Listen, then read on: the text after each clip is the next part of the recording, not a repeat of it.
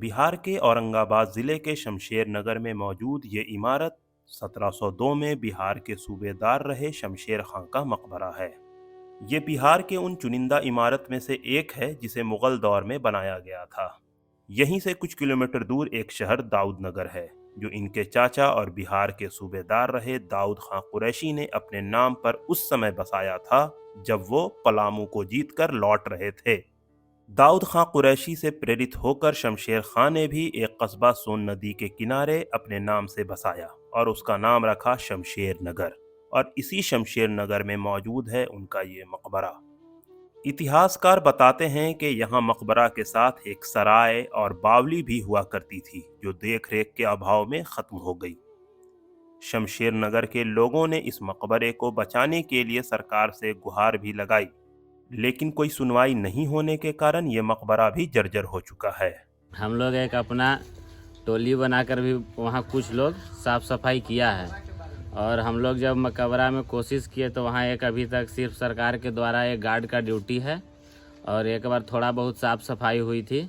उसके बाद अभी तक हम लोग का कोशिश आगे की ओर नहीं बढ़ा है। कुछ थोड़ा मोड़ा आज के 8-10 साल पहले पुरातत्व विभाग से केंद्र सरकार की चीज है, उसमें कुछ हुआ है। जैसे वो जो काई लगा था, हल्का फुल्का केमिकल से छुड़ाया गया था, लेकिन बहुत हल्का पैसा आया था। उससे न बाउंड्री हो पाया, गदहिया ईंटा था पतला पतला, और वो थोड़ा थोड़ा छुड़ाया था। सगरो पूरा साफ सफाई का तो उतना पैसे नहीं है सरकार के पास।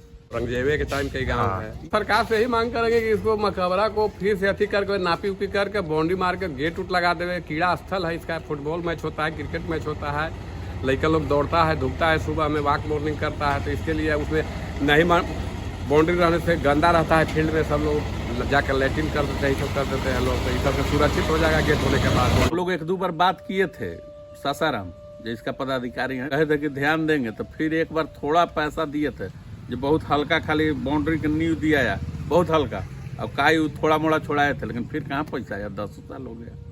पिछले साल मैं और मेरी टीम साथ में मुखिया को लेकर पटना पहुंचे, जो इसका मेन ब्रांच है।